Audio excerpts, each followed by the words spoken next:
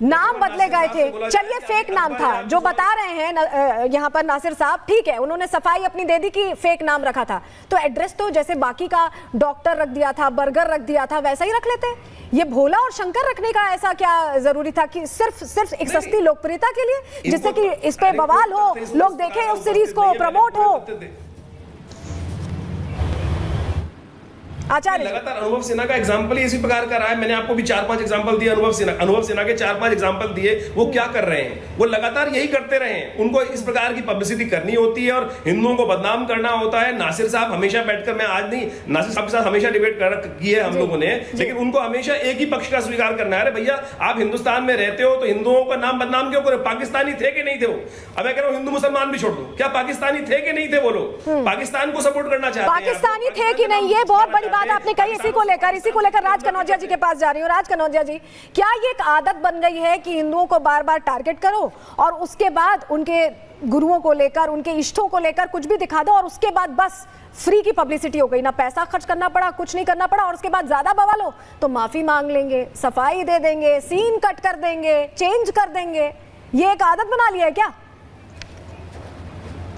देखिए, सबसे पहले तो मैं ये बताना चाहता हूँ कि मेरा नाम राज कनौजिया नहीं, राजकुमार कनौजिया है जी। और ठीक है राजकुमार कनौजिया साहब, मैं दूसरी बात, चूंकि मैं कलाकार हूं तो मेरा मानना है कि कला का कोई मापदंड नहीं होता और पक्षपात नहीं होना चाहिए कला के क्षेत्र में। और हाँ, साथ ही साथ हमें धर्म को कोई अवहेलना ना करे, तिरस्कार न करे, इसका भी हमें अच्छे से ध्यान रखना चाहिए, क्योंकि ये हमारे संस्कार है। हमारे संस्कार ये नहीं दर्शाता कि हम किसी भी धर्म का अनादर करें। ये आपका पॉइंट है कि तिरस्कार कहीं ना हो, चीजों को दिखाया जाए, सत्यता से दिखाया जाए, तिरस्कार कहीं ना हो। अनंत राउत को भी चर्चा में ले आते हैं। अनंत राउत जी, आप क्या कहते हैं इस पर? सबसे पहले मैं आपको आर भारत को धन्यवाद देना चाहूंगा और बहुत बहुत धन्यवाद कि ऐसे ज्वलंत मुद्दे जो सनातन को जो हरास कर रहे हैं, जो तोड़ रहे हैं और भारत को कमजोर करने की कोशिश कर रहे हैं ना, और उनके लिए आपने एक मुहिम चलाया है, ना सिर्फ सच्चाई लाने की कोशिश की, पहले उसके लिए बहुत बहुत धन्यवाद। रह गई मेरी पॉइंट ऑफ व्यू, मेरे नजरिया की बात, तो देखिए जिंदगी में याद रखिए दो चीजें होती हैं, नेगेटिव और पॉजिटिव। हम किस तरह से किसी को हम दिखाते हैं। मैं भी बॉलीवुड यानी फिल्म इंडस्ट्री को प्रेजेंट करता हूं, मैं भी फिल्म इंडस्ट्री के डायरेक्टर हूं, लेकिन मैं वो कतई नहीं दिखाना चाहूंगा या कतई भी वो चीज मैं बिल्कुल पर्दे पर लाना नहीं चाहूंगा या समाज में देना नहीं चाहूंगा जो मेरे समाज, मेरे परिवार और मेरे सनातन, खासकर मेरे भारत के लिए थोड़ा सा भी इज्जत सम्मान की बात हो। सच्चाई से रूबरू कराना चाहिए, सच्चाई बिल्कुल सच्चाई के अनुकूल रखना चाहिए, लेकिन सच्चाई को तोड़ मरोड़ कर दिखाना जिसके लिए कि अपना प्रसिद्धि पा जाए, अपने पैसे कमा ले और अपना स्टार बन जाए, ये फिल्म इंडस्ट्री के एक बहुत बड़ा दुर्भाग्य रहा है। और मैं बहुत दिनों से बोलता आ रहा हूँ, बहुत सारे सेमिनार में, बहुत सारे डिबेट में जाता हूँ, बोलता हूँ कि यहाँ पर एक कहीं न कहीं एक संस्कार नाम का चीज, एक डिसिप्लिन नाम का चीज आना चाहिए फिल्म इंडस्ट्री। डिसिप्लिन और डेकोरम का आप जिक्र कर रहे हैं। मानवी जी भी हमारे साथ जुड़ी हुई हैं, बहुत देर से इंतजार कर रही हैं, उनके पास चलते हैं। मानवी जी, देखिए यही बात कही जा रही है कि एक डिसिप्लिन होती है, एक डेकोरम होता है, आप एक सच्ची घटना को दिखा रहे हैं। अच्छा मानवी जी, आप और हम जानते हैं कि हम मिलेनियल्स हैं, लेकिन जनरेशन जी जो है ना, वो पढ़ता नहीं है इतना, वो शायद टीवी देखेगा, इस सीरीज को देखेगा और इसे सच मान लेगा कि भोला और शंकर ने ही दरअसल ये हाईजैक किया था, वो नहीं समझेगा। तो ये बहुत जिम्मेदारी है, जब इस तरह के बहुत सेंसिटिव सब्जेक्ट्स को टच किया जाता है तो बहुत जिम्मेदारी, उस जिम्मेदारी को क्यों नहीं समझ रहे हैं? तो मैं भी बहुत जिम्मेदारी से कहना चाहती हूँ कि जब भी आप पिक्चर देखते हैं या कोई भी ओटीटी की प्लेटफॉर्म पे कोई भी वेब सीरीज देखते हैं तो उससे पहले एक डिस्क्लेमर आता है, उसको भी पढ़ लीजिए जिम्मेदारी से। उस आप डिस्प्ले, एक मिनट मैं आपके बीच में नहीं बोली, उस डिस्क्लेमर को पढ़ लीजिए, और अगर आपको दिख नहीं रहा तो चश्मे लगा करके पढ़ लीजिए। ये तमाम पैनल के लिए उसमें क्लियरली लिखा हुआ था, The series is a friction, is a work of friction, और जितने भी नेम है, कैरेक्टर है, प्लेसेस है, इवेंट्स है, वो सारे के सारे क्रिएटिवली सेंट्रलाइज्ड हो। अच्छा, क्रिएटिविटी है और इंस्पायर्ड बाय रियल इवेंट्स है। तो आप ये पहले पढ़ लीजिए और उसके बाद किसी पे डिबेट करिए। और दूसरी बात मैं बोलना चाहती हूँ, कोई भी मेरा ऑडियो में प्रॉब्लम आ रही है, एको है, सर इसको ठीक करा दीजिए। और जो भी आपने जो पॉइंट किया था वो जरा वो लेके जरा मैं जा रही हूँ आचार्य जी के पास। आचार्य जी, क्रिएटिविटी है, क्रिएटिविटी कह रही हैं और डिस्क्लेमर की बात कर रही हैं। डिस्क्लेमर दिखाकर क्या कुछ भी दिखाया जा सकता है? क्योंकि ओटीटी कंटेंट है, सर्टिफिकेशन लेना नहीं है। और आईबी ने ये किया था कि आप खुद से समझिए कि आप क्या डिलीवर कर रहे हैं, आपकी जिम्मेदारी है। तो अब ओटीटी है तो कुछ भी दिखा लेंगे और कह देंगे कि क्रिएटिविटी है। क्रिएटिविटी के नाम पर हमारे बारे में बहुत कुछ दिखाया गया था, क्यों हटवाया गया आपत्तिजनक अंश उसमें से, क्यों हटवाया गया? वो भी तो क्रिएटिविटी थी। फिर सबसे बड़ा, मैं तो कह रहा हूँ सबसे बड़ा दुखद ये है कि इस स्टोरी की बात करें ना, ये हिंदू मुसलमान से उठ के बात करें, हिंदुस्तान पाकिस्तान की बात करें, मतलब पाकिस्तानी आतंकी, पाकिस्तानी लोग और पाकिस्तानी लोगों के समक्ष में फायरिंग कर रहे हैं सामने बैठ के। ये इन जैसे लोग जो यहाँ बैठे हुए हैं पाकिस्तान के सपोर्ट में कर रहे हैं। मतलब इनको तो हिंदुस्तानी कहने में शर्म आती है। अरे भैया, इनको मैं तो कह रहा हूँ बॉर्डर पे भेज दो, बॉर्डर पे भेज दो हिंदुस्तान के लोग। आप सोचो क्या स्थिति थी उन लोगों की, जो लोग वहां पर मरे बेचारे। उसके बाद उन लोगों जब तक वो जब लोग हाईजैक में रहे, आप सोचो क्या मनोमस्तिष्क स्थिति रही होगी।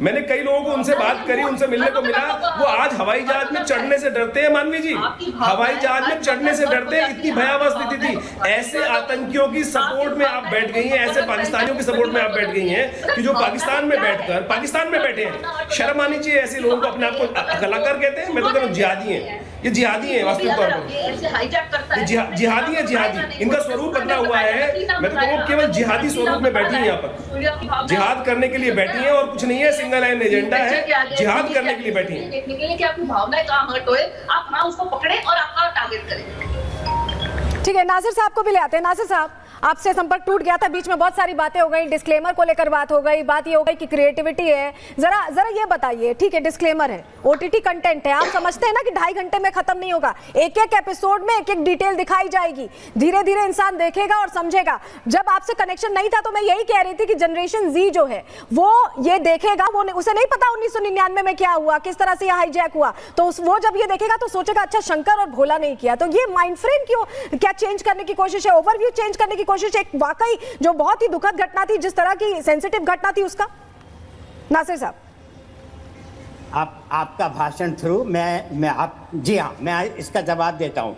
2 बातें हैं, मैं आपके जो साहब आए हैं उनसे पूछना चाहता हूँ कि सबसे पहली ये बात है कि हिंदू धर्म जो है इस वक्त सबसे मजबूत स्थिति में है, सबसे मजबूत स्थिति, पहली बात।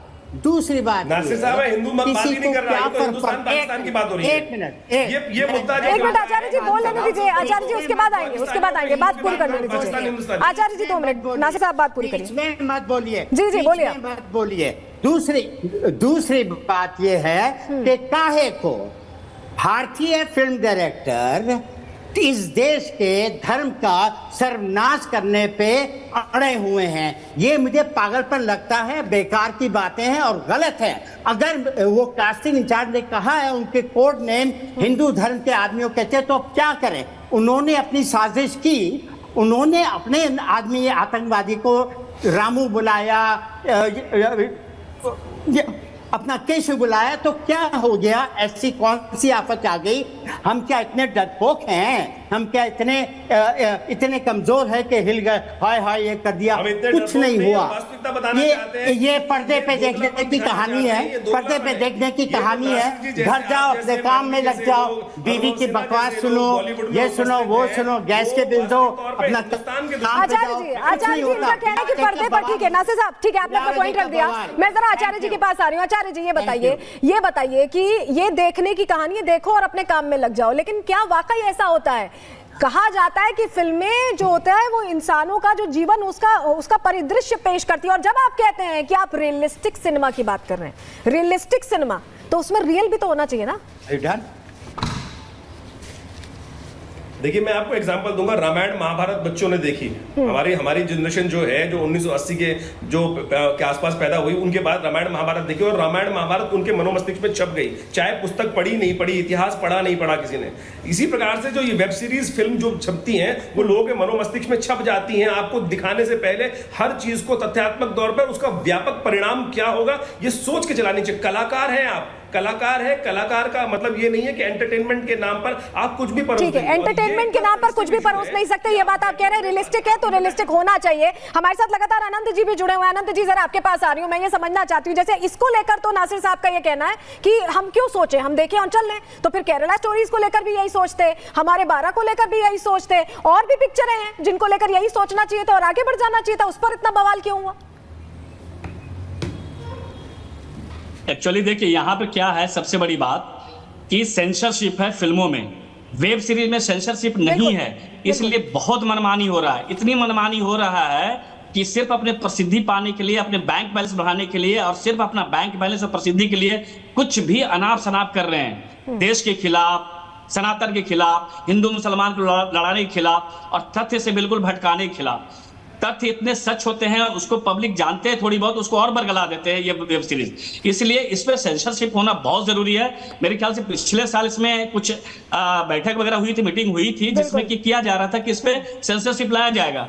लेकिन कुछ जिस बोलते हैं सेक्युलर से भी ऊपर उठे हुए, जो एक माओवादी से जो प्रभावित हैं, जो कहीं न कहीं देश के खिलाफ, जो जेएनयू से प्रभावित हैं, वो लोग कहीं न कहीं फिल्म इंडस्ट्री में स्लीपिंग सेल हैं, जो अपनी मनमानी कर रहे हैं। आप कह रहे हैं मनमानी कर रहे हैं। मानवी तनेजा जी को ले आइए। मानवी तनेजा जी, क्या वाकई आप मानती है कि मनमानी कर रहे हैं? और अगर सब बढ़िया है तो मुझे लगता है कि इस पर भी सर्टिफिकेशन हो जाना चाहिए। आपकी क्या राय है इस पर, मानवी जी? सर्टिफिकेशन, अगर आप कुछ भी चीज अपलोड करते हैं ओटीटी पे, अगर कोई प्रोडक्शन अपलोड करता है ओटीटी पे, तो उनको देखना पड़ता है कि कोई भावनाएं हट तो नहीं हो रही, क्योंकि अगर ऐसा कुछ निकलता है तो आपको वहां से वो हटानी पड़ती है।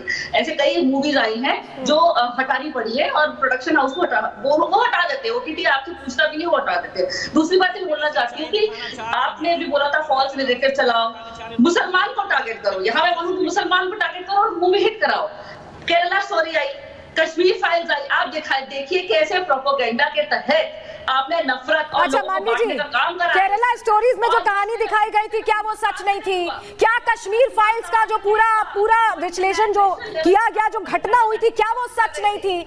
तो सच दिखाया गया तब आपको दिक्कत हुई। यहाँ भी सच ही दिखा देना, सच ही दिखा दे। उसमें से कश्मीर फाइल्स को भी भेज दिया आपने, उसमें से कश्मीर फाइल्स को भेज दिया, क्योंकि आप ये जो प्रोपेगेंडा है वो इंटरनेशनल लेवल तक पहुंचाना चाहते हैं। उसमें आप सिर्फ एक बार कोई गलत दिखाना चाह रहे हो। ये तो गलत बात है ना मानवी जी। आपको लगता है कि केरला फाइल से दुख हो रहा था, कश्मीर फाइल से दुख हो रहा था, लेकिन इससे दुख नहीं होना चाहिए? ये क्यों? ये ऐसा ये तो दोहरा रवैया हो गया ना मानवी जी।